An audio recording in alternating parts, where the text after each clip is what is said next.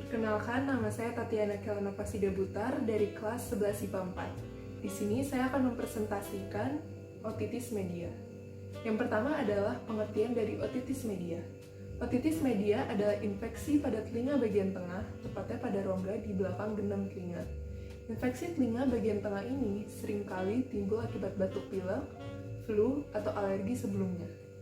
Semua orang bisa mengalami otitis media, namun kondisi ini lebih sering terjadi pada anak-anak. Berdasarkan penelitian, kebanyakan kasus otitis media menyerang anak-anak yang berusia di bawah 3 tahun. Penyakit ini merupakan penyakit infeksi telinga pada bayi yang paling sering terjadi. Ini adalah gambar perbedaan telinga normal dan telinga yang terkena otitis media. Pada telinga yang terkena otitis media, terjadi pembengkakan di tuba eustasiusnya. Lalu ada penumpukan lendir di telinga tengah, serta gendang telinga menonjol keluar.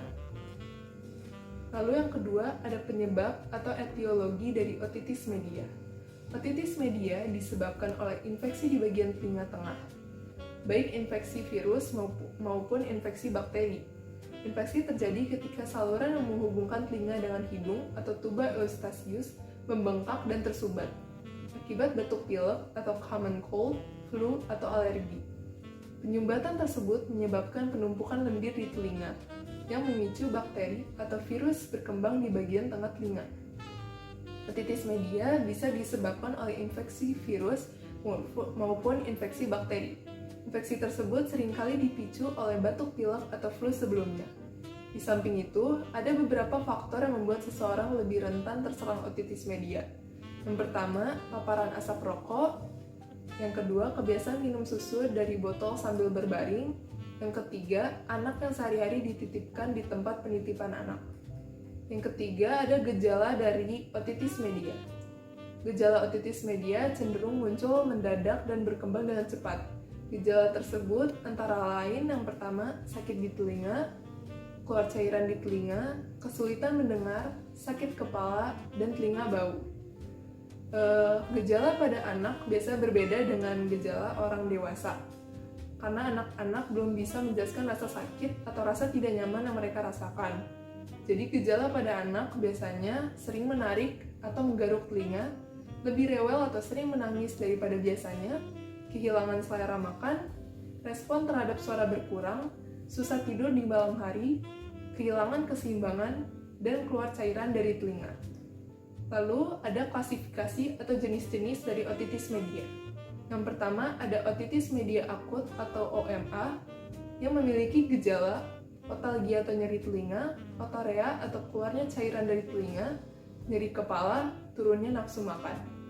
Lalu ada otitis media efusi atau OME yang memiliki gejala turunnya pendengaran, tinnitus atau suara berdenging di telinga, vertigo atau pusing berputar. Lalu ada otitis media supuratif kronik, yaitu OMSK, yang gejalanya turunnya pendengaran karena rusaknya gendang telinga, lalu biasanya rasa nyeri berkurang atau tidak ada, begitu juga dengan demam. Lalu ada otitis media adesif, yang gejalanya hasil dari radang telinga sebelumnya, biasanya dari OMA. Lalu turunnya pendengaran akibat mengerasnya tulang-tulang penghantar suara. Lalu selanjutnya ada patofisiologi dari otitis media. Patofisiologi otitis media terjadi karena disfungsi tuba eustasius. Fungsi normal TE adalah membersihkan cairan telinga tengah dengan pergerakan mukosiliar menuju nasofaring, ventilaso, dan proteksi dari reflux nasofaring. Otitis media awalnya terjadi karena kongesti dan edema pada mukosa nasal, nasofaring, dan tuba eustasius sebagai akibat dari proses inflamasi yang disebabkan oleh infeksi saluran pernafasan atau reaksi alergi. Obstruksi isthmus tuba eustasius merupakan bagian tersempit TE dan dapat mengganggu pembersihan dan ventilasi telinga tengah. Gangguan pembersihan telinga tengah menyebabkan cairan di dalam telinga tengah statis.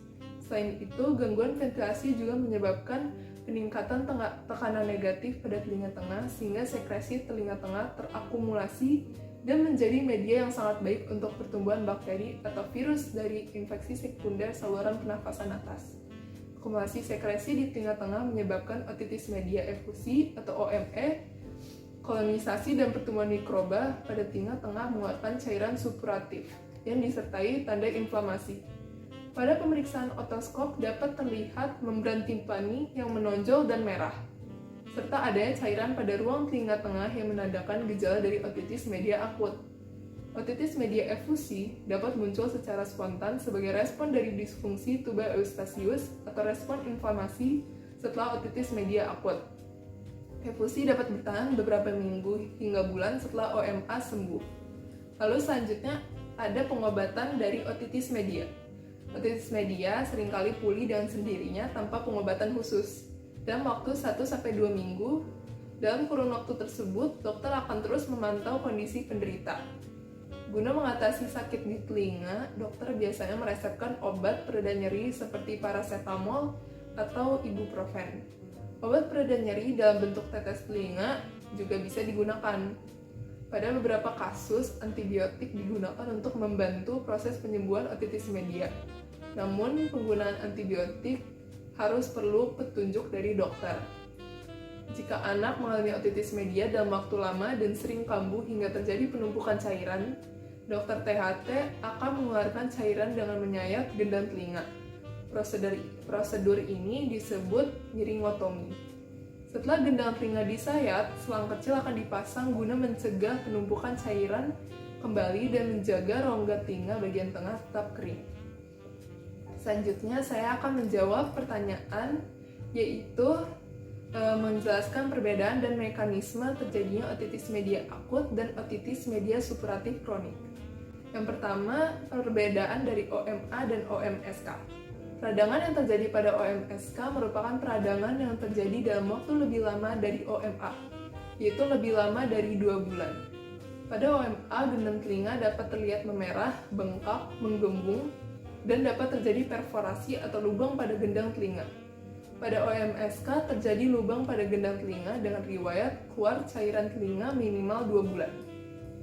Lalu saya akan menjelaskan mekanisme dari otitis media akut.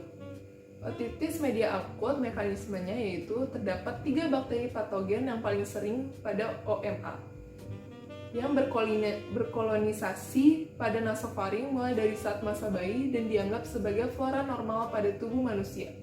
Bakteri patogen ini tidak menimbulkan gejala atau keluhan sampai terjadi perubahan pada lingkungan pada nasofaring. Virus pada infeksi saluran pernafasan atas atau upper tract infection memiliki peran penting pada patogenesis dari otitis media akut, di mana virus ini menyebabkan inflamasi pada nasofaring yang menyebabkan perubahan pada sifat kepatuhan bakteri dan kolonisasi, dan gangguan fungsi dari tuba Eustachius. Tuba Eustachius adalah pelindung alami yang mencegah kolonisasi dari nasofaring ke telinga tengah. Virus pada infeksi saluran pernafasan atas membuat inflamasi pada nasofaring dan tuba Eustachius yang merangsang peningkatan kolonisasi dari bakteri. Virus influenza A, coronavirus, dan respiratory syncytial virus meningkatkan sifat kepatuhan bakteri pada sel epitel. Virus influenza A juga memacu kolonisasi S pada nasofaring. Virus juga memodifikasi fungsi imunitas dan mengganggu aktivitas antibiotik.